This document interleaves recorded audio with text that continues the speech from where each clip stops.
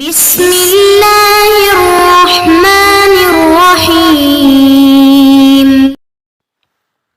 أعوذ بالله من الشيطان الرجيم. ويوم نبعث من كل أمة شهيدا ثم لا يؤذن للذين كفروا ولا هم يستعتبون. عزیز طلبہ کرام، سبق نمبر 142، سورۃ النحل،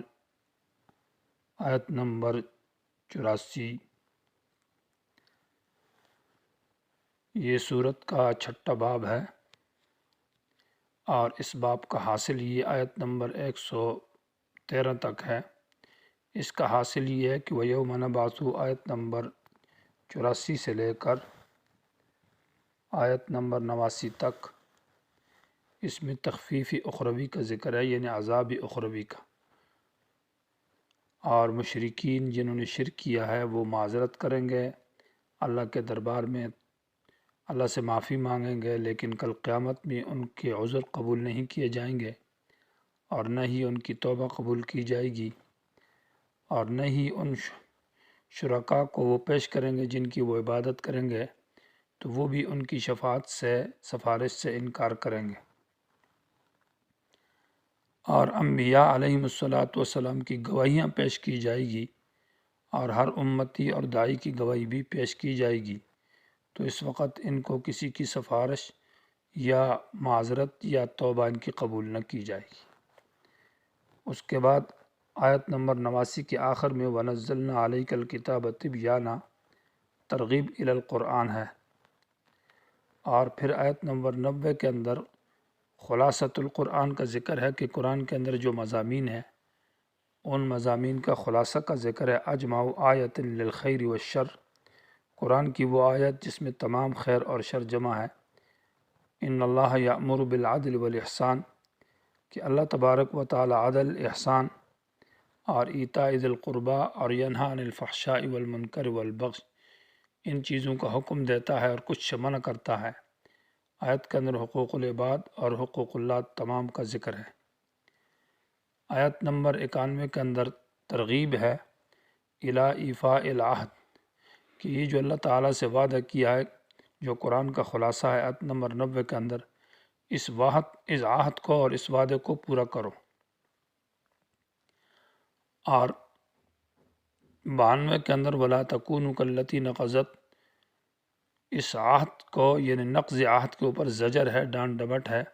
کہ وعدے کو مت توڑو۔ وعدہ توڑنا یہ تو حماقت ہے،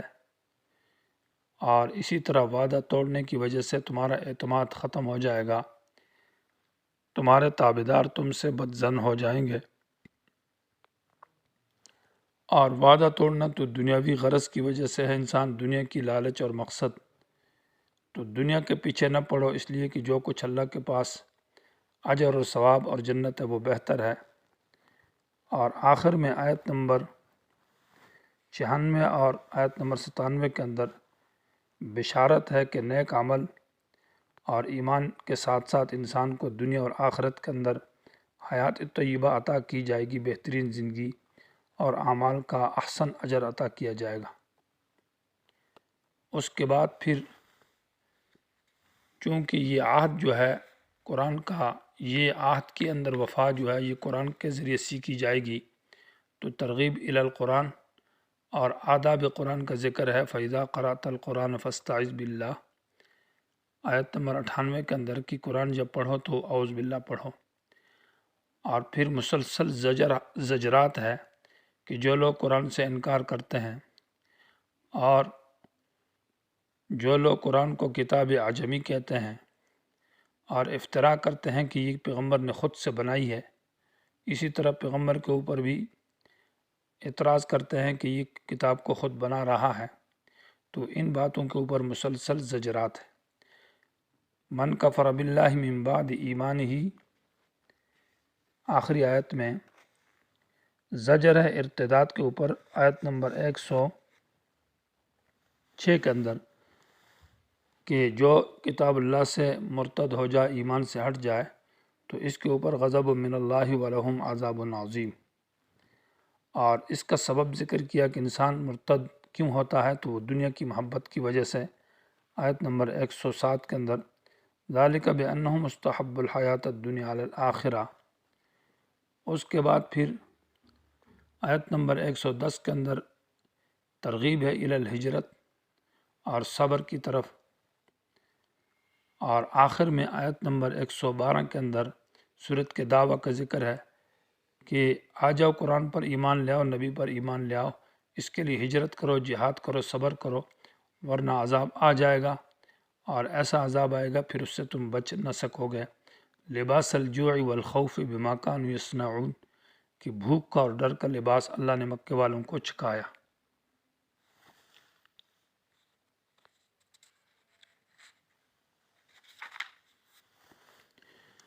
آیت کریمہ کا ترجمہ وَيَوْمَ نَبْعَثُ، اور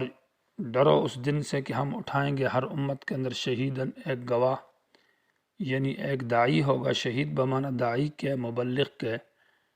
اور آیت کے اندر اس گواہ سے مراد نبی نہیں ہے بلکہ غیر نبی ہے، کیونکہ بعد میں جو آیت نمبر 89 ہے اس کے اندر وہاں شہیداً سے مراد نبی کی گواہی مراد ہے، اور یہاں پر مطلق گواہ مراد ہے۔ اور جس دن ہم اٹھائیں گے ہر امت کے اندر شہیداً، ایک گواہی دینے والا جو داعی ہوگا، اور اس بات کی گواہی دے گا اللہ کی عدالت کے اندر کہ میں نے یہ دین اے اللہ ان لوگوں تک پہنچایا تھا، اور میں نے یہ مسئلہ توحید بیان کیا تھا، تو ان لوگوں نے نہیں مانا، انہوں نے انکار کیا ہے۔ تو یہ لوگ اللہ کے سامنے عذر پیش کریں گے، معذرت پیش کریں گے اپنے اس کفر اور شرک کی وجہ سے۔ ثم لا یؤذن للذین کفروا، پھر کافروں کو اجازت نہ دی جائے گی۔ کس بات کی اجازت؟ کہ وہ اپنا عذر پیش کرے اور ان کا عذر قبول کیا جائے۔ اس کی سورہ مرسلات کی آیت ہے ثم لا یؤذن للذین کفروا ثم لا یؤذن لهم فیعتذرون، کہ ان کو اجازت نہ ہوگی کہ یہ اپنی سفارش پیش کریں اور ان کی سفارش اور ان کے عذر قبول کیے جائیں۔ تو اس آیت کے اندر ذکر ہے کہ ثم لا یؤذن لهم فیعتذرون، کہ وہ ان کو اجازت نہ دی جائے گی اس بات کی کہ وہ اپنا عذر پیش کریں، تو یہی معنی ہے وَلَا هُمْ يُسْتَعْتَبُونَ، اور نہ ان کی توبہ قبول کی جائے گی۔ معنی یہ ہے کہ یستعتبون یہ مشتق ہے عتبہ سے، اور عتبہ کا معنی ہے رجوع اور واپسی کے، تو معنی ہے وَلَا هُمْ يُسْتَعْتَبُونَ، یہ واپسی کی درخواست پیش کریں گے لیکن ان سے وہ واپسی کی درخواست قبول نہ کی جائے گی۔ حاصل یہ نکلے گا کہ ان کی توبہ قبول نہ کی جائے گی۔ اور یستعتبون مشتق عتاب سے، اور عتاب کا معنی سرزنش، ناراضگی، اور یہاں سلب ماخذ کا معنی ہے۔ معنی یہ ہے کہ وَلَا هُمْ يُسْتَعْتَبُونَ، ان سے یہ عتاب نہ ہٹایا جائے گا، یعنی اللہ کی ناراضگی ان سے دور نہ کی جائے گی۔ تو اللہ کی ناراضگی دور نہ کی جائے گی معنی اللہ ان سے راضی نہیں ہوں گے۔ وَإِذَا رَأَى الَّذِينَ ظَلَمُوا الْعَذَابَ، اور جس وقت ظالم لوگ دیکھیں گے عذاب کو، فَلَا يُخَفَّفُ عَنْهُمْ، تو ان سے عذاب ہلکا نہ کیا جائے گا۔ وَلَا هُمْ يُنظَرُونَ، اور نہ ہی ان کو مہلت دی جائے گی۔ مہلت کا معنی یہ ہے کہ ان کے لیے کوئی چھٹی ہو جائے اور ان کو وقت دیا جائے کہ جاؤ توبہ کر کے آ جاؤ، یا فلاں دن چھٹی ہے عذاب کی، تو یہ مہلت ان کو کسی قسم کی نہ ہوگی۔ اور نہ ہی لا یخفف عنہم، کہ عذاب میں آسانی ہو، ہلکا ہو، یعنی اس میں کوئی کمی آئے، سختی کم ہو جائے، ایسا بھی نہیں ہوگا۔ وَإِذَا رَأَى الَّذِينَ أَشْرَكُوا شُرَكَاءَهُمْ، یہاں سے گویا کہ جب نہ عذاب ہلکا کیا جائے گا، نہ ان کو مہلت دی جائے گی، اور نہ ان کی توبہ قبول کی جائے گی، نہ اللہ کی ناراضگی دور ہوگی، تو اس صورت میں یہ اپنے شرکاء، وہ عباد الصالحین، نیک بندے، اولیاء، بزرگ، جن کو اللہ کے ساتھ انہوں نے شریک ٹھہرایا تھا، اور ان کے بارے میں ان کا یہ عقیدہ تھا کہ یہ شفعاء ہیں اور یہ ہمیں کل عذاب سے چھڑائیں گے، تو ان کے پاس جا کر اپنی درخواست پیش کریں گے۔ تو وہ آگے سے جواب میں کہیں گے کہ یہ جھوٹ بولتے ہیں، ہم نے ان کو تو نہیں کہا کہ ہماری عبادت کرو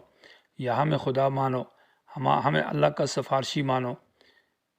تو وہ ان سے برات اور بائیکاٹ کا اعلان کریں گے۔ اس صورت میں پھر یہ اللہ کے سامنے اپنی عاجزی پیش کریں گے، لیکن وہ عاجزی ان کی کام نہ آئے گی۔ وَإِذَا رَأَى الَّذِينَ أَشْرَكُوا، اور جب یہ دیکھیں گے ان لوگوں کو جن کو شریک ٹھہرایا اللہ کے ساتھ، یعنی وَإِذَا رَأَى الَّذِينَ، جب دیکھیں گے الذین اشرکو، جن لوگوں نے شرک کیا یعنی مشرکین، شرکاءہم، اپنے شرکاء کو، مراد یہاں شرکاء سے عباد الصالحین ہے، قالو، تو کہیں گے وہ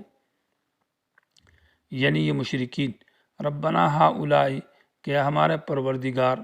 ہؤلاء شرکاؤنا، یہ ہمارے شرکاء ہے یعنی شفعاء ہے، جن کو ہم آپ کے سامنے وسیلہ اور شفاعہ پیش کرتے تھے اور ان کے ذریعے ہم آپ سے معافی مانگتے تھے کہ ان کے ذریعے سے ہمیں عذاب سے بچا۔ الذین کنا ندعو، یہ وہ لوگ ہیں کہ ہم ان کو پکارتے تھے، ان سے اپنی حاجتیں مانگتے، اپنے اولاد مانگتے، اپنی مصیبت میں ان کو پکارتے، من دونک، تیرے سوا۔ تو فَأَلْقَوْا إِلَيْهِمُ الْقَوْلَ، وہ پیش کریں گے یعنی وہ شرکاء جو عباد الصالحین ہیں، وہ پیش کریں گے ان کی طرف القول، معنی بات یعنی جواب،